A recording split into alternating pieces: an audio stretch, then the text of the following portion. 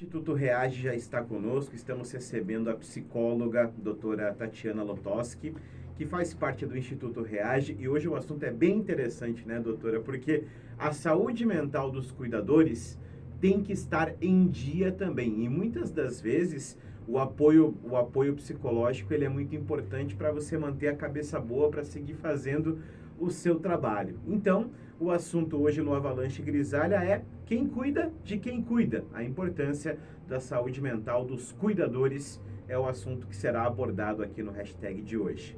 Doutora Tatiana Lotosky, tudo bem? Boa tarde. Você já é voz conhecida aqui dos ouvintes da CBN Joinville. Tudo certo contigo? Oi, boa tarde, tudo bem, Bruno? É um prazer estar aqui novamente. Prazer, Conhecida já aqui, sim. Pois é, voz conhecida aqui dos ouvintes da CBN Joinville. Prazer te receber novamente. Igualmente. E para tratar a respeito deste assunto, né? De quem é a responsabilidade de cuidar da pessoa idosa, por gentileza? Essa é uma boa pergunta. E eu vou te falar que quando a gente começa a pensar no cuidado, no autocuidado, né? Que o cuidador tem que ter da pessoa que ele está cuidando, da pessoa idosa que ele está cuidando, essa pergunta é importante porque ela já começa aí, o cuidado já começa aí. Porque quando a gente fala de quem é a responsabilidade, é interessante porque não tem uma resposta pronta, né? A gente tem aí uma responsabilidade talvez cultural, uma ideia cultural de que normalmente quem vai cuidar da pessoa idosa são os filhos, né? São os filhos ou são pessoas ali próximas, familiares, mas nem sempre essa é uma realidade. E eu acho que o principal, assim, pra gente já começar, é encarar isso com leveza. De que, ok, tá tudo bem não ser, de repente, os filhos e a gente ter uma outra opção, né? De cuidado dessa pessoa idosa.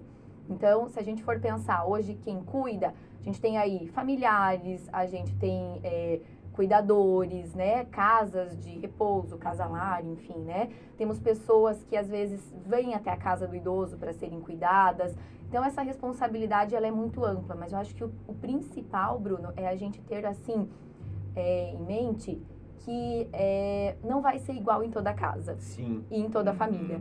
Que cada família vai ter uma forma de cuidar diferente da outra. E que tá tudo bem. Né? Então, vai ter famílias que vão optar por a pessoa, de repente, frequentar uma casa de repouso. E tá certo, tá tudo bem. A gente tem que olhar muito a necessidade de cada família, a configuração de cada família, os padrões familiares. Então, tudo isso é levado em conta na hora da gente decidir, de haver essa decisão, né? De quem vai cuidar dessa pessoa idosa. Quando a gente fala de cuidador, tem o cuidador que é o parente, né? O filho, o neto, o sobrinho, enfim. E tem o cuidador profissional, né? A gente está abrangendo essas duas áreas, né? Do cuidador parente, né? E do cuidador profissional, né? Hoje em dia é muito comum, né? Vagas de emprego, enfim, profissão, cuidadores de idosos, né? Tornou-se uma profissão justamente por conta, às vezes, da falta de tempo das pessoas, né? De poder estar dando a devida atenção para o seu idoso em casa. E aí essa questão de cuidar de idosos tornou-se também uma profissão e a saúde mental desse profissional também tem que estar boa, né? Tem essa questão também, né, doutora? Porque vai lidar diretamente com o idoso, que não é da sua família, então é importante manter a saúde boa e a saúde mental boa, a cabeça ok, para seguir desempenhando também da melhor maneira possível a sua profissão, porque é uma questão profissional também, né? Quais são os desafios de quem cuida? Tanto para o cuidador, que é o parente, quanto para o cuidador, que é o profissional cuidador de idosos? Tá, se a gente for pensar no aumento da população idosa no Brasil, aí nas últimas décadas, a gente percebe um aumento significativo, né, da pessoa idosa. Até a expectativa de vida, né, da pessoa, do brasileiro aumentou, né? A gente pula aí de algumas décadas atrás de 62 anos para 75 anos. Então, o que a gente vê hoje? Uma população cada vez mais idosa, envelhecendo em etapas, né, mais para frente ali, digamos, né, em mais avançadas do envelhecimento. Então, os desafios são vários, né? Então, principalmente, quem vai cuidar, como vai cuidar, como conciliar esse cuidado com as atividades de trabalho, porque vamos pensar primeiro, vamos falar dos filhos, de repente, dos familiares que cuidam, né? Normalmente essas pessoas ainda estão ativas no mercado de trabalho, são pessoas que estudam muitas vezes, pessoas que fazem exercício físico, que têm uma vida, né? Uma vida social, uma vida de trabalho. E são desafios nesse sentido, porque essa pessoa vai sair para trabalhar todos os dias e quem é que vai ficar com essa pessoa, né? Então, como é que se organiza isso? Isso é um desafio.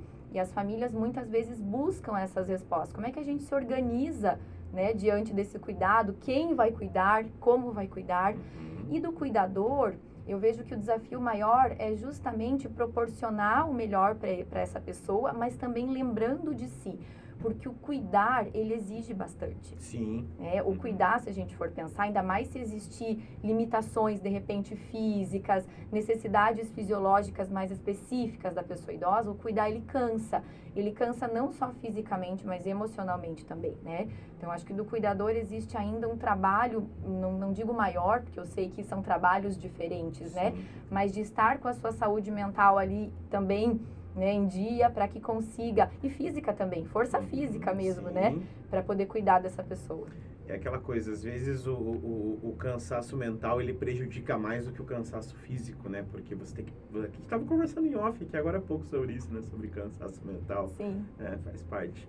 E como estimular o autocuidado do cuidador? Você toca num ponto bem interessante, doutora Tatiana, porque às vezes o cuidador se dedica tanto à profissão, ou então uma pessoa da família, né, a ter esse cuidado, a proporcionar, né, momentos felizes para esse idoso, e isso demanda um certo tempo, isso demanda um certo trabalho, né, o emocional precisa estar em dia, e às vezes a pessoa esquece de cuidar de si mesmo, né? Como estimular o autocuidado do cuidador? Vou te contar uma história que Boa. é interessante, Gostamos acho que ajuda. de história. Gostam de história? Gostamos Então de tá. histórias. Isso aí. Dia desses eu atendi um senhor, né? E ele veio me contando que há 2 anos o pai dele veio morar com ele, né? A mãe já havia falecido e o pai idoso veio morar com ele porque estava com alguns problemas físicos, né? Algumas dificuldades de mobilidade, então já não podia mais morar sozinho. Sim. E diante de algumas dificuldades financeiras, o filho optou então por o pai vir morar com ele. E ok, tudo certo. Mas ele se deu conta, e ele veio me contar que nesses últimos 2 anos, ele percebeu que ele ia para o trabalho, aí ele trabalhava aquelas 8 horas ali, focado, né? A gente sabe como é, né? São com pouquinhos intervalos. Sim. E quando ele voltava para casa, ele saía às 6 horas, já ia para casa. A vida toda era para o pai, desde as 6 horas que ele chegava até o outro dia, às 8 horas, quando ele entrava no trabalho. E ele contou que as pessoas começavam a chamá-lo, né? Vamos numa missa, vamos sair. E ele nunca aceitava, porque ele se sentia, assim, chateado de sair e deixar o pai, pela questão da mobilidade do pai, né? E aí um dia ele se deu conta que ele estava passando na frente de um barzinho, que às vezes ele encontrava alguns amigos, e ele viu os amigos lá sentados, era uma coisa que ele fazia há um tempo atrás, tomar uma cervejinha, enfim, ali, né, na sexta-feira e tal. E ele viu os amigos fizeram um sinal, vem cá, né?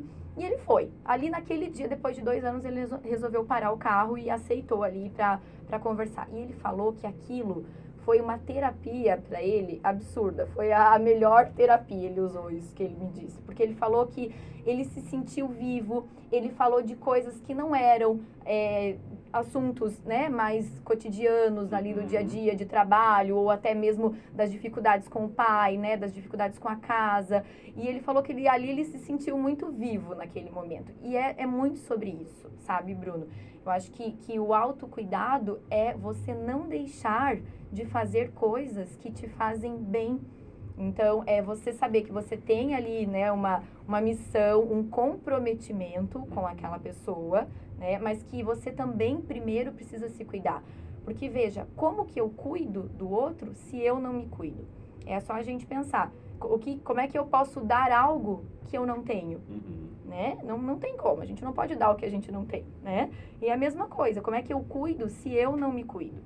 Então, adaptar, né? Fazer atividades físicas, encontro com amigos, tudo isso é importante manter. Talvez não vá ser na mesma frequência, talvez tenham que haver adaptações naquele sistema, naquela família, mas não deixar de fazer, sabe? E também não abandonar o pai todo dia em casa, né? Pra ir tomar cerveja. Sim, isso aí, mas essa questão de você distrair, né? que seja por meia hora, 40 minutos ali, já faz uma diferença absurda no dia a dia. E você toca num ponto bem importante que eu vou até sair da pauta um pouquinho aqui para te perguntar. Fica à vontade. Tá? É normal as pessoas se sentirem culpadas, por exemplo, né? Quem tem um idoso em casa recebe convites para socializar, para sair, enfim, e a pessoa não vai porque se sente culpada, né? Porque, mas eu vou deixar meu pai em casa, ou minha mãe em casa, enfim, minha avó, meu avô, e eu vou estar lá socializando, saindo, bebendo, conversando, rindo. É normal esse sentimento? O que a pessoa pode de repente procurar em termos de ajuda para não ter esse sentimento e também viver um pouquinho? Eu acho que é bem normal, tá? Uhum. Eu te diria que muitas pessoas, né, que cuidam, têm esse sentimento, principalmente a gente falando de familiares, né? Sim. Que o cuidador é uma profissão, então a pessoa já sabe, ela se prepara para aquilo. Uhum. Mas a maioria dos familiares, eles não se preparam para cuidar de alguém na velhice. Eles sabem que vai acontecer, mas eles enxergam isso como algo lá da frente. E quando a gente se menos dá conta, né, a velhice chega e tá o pai morando junto, a mãe, a configuração muda, né? Uhum. Então, essa culpa é normal porque a pessoa ainda está ativa, ela ainda tem compromissos, né? Como a gente falou agora há pouco, né? Ela trabalha, ela tem o círculo de amizades. Então, essa culpa acontece. E às vezes acontece principalmente quando até o próprio idoso queixa disso, né? Ah, mas você está saindo de novo, né? Você vai sair, eu não posso ir. Então, acontece, isso é bem normal, tá? Uhum. Mas como é que a gente pode melhorar isso? Relacionamento, bons combinados, conversas claras. Eu acho que o equilíbrio aqui, acho não, tenho certeza, né? Uhum. O equilíbrio é a base de tudo, Bruno. Então, assim, equilíbrio, eu não vou sair toda noite, mas eu também não vou deixar de sair. E eu vou fazer combinados claros com o idoso. Então, assim, pode ser que no primeiro momento, a pessoa não goste, né? Mas eu vou ficar sozinha. Mas dizer, o horário que eu tô saindo, vai ser por um período tal. Neste período você fica bem sozinho e tá tudo certo, sabe? Isso é importante. Eu acho que ter este diálogo e assim, ó, desde sempre, sabe? É muito importante. Uhum. E lembrando que cada família tem a sua particularidade, né? Então, é uma questão, às vezes, de conversa, de ajuste mesmo, né? Para que, de repente, não haja também um conflito, né? Que, digamos que você sai hoje e aí você chega em casa e já tem um conflito com o idoso, aí também já não é legal, o clima não fica legal. Aí, ou seja, aquela saidinha que seria para você deixar a cabeça no lugar já torna-se outro problema, né? Então, é uma questão de equilíbrio, né? Acho que essa é a palavra mesmo. Isso aí. É isso aí. Doutora Tatiana Lotoski, muito obrigado pela sua presença aqui na CBN Joinville. Esse assunto tão importante, porque às vezes a gente pensa, claro, né, os idosos são a prioridade para quem cuida, né, e é o meu caso também, mas a gente esquece de pensar na gente também, né, então é importante também para, de repente, ligar um alerta em algum ouvinte em casa ouvindo aqui, curtindo aqui a programação da CBN, para de repente se cuidar um pouquinho mais, para poder também oferecer o melhor cuidado, né, para os seus idosos, né? É isso, né, doutora? É isso mesmo, exatamente. E a gente não pode esquecer que a gente também vai chegar lá, né? Então, a gente tem que já antecipar esse cuidado, a gente tem que se cuidar também para que quando a gente chegue lá na frente, né, numa etapa aí, né, mais de velhice, enfim, que a gente também esteja bem, né? Sim. Então, a gente já começa agora, a gente vai plantando isso antes, né? E aí vai ter aí terão os nossos netos, os nossos filhos cuidando da gente e assim vai indo, né? Isso mesmo. É isso, doutora. Obrigado, viu, pela sua presença. Imagina, eu que agradeço. Valeu. Doutora Tatiana Lotoski, psicóloga do Instituto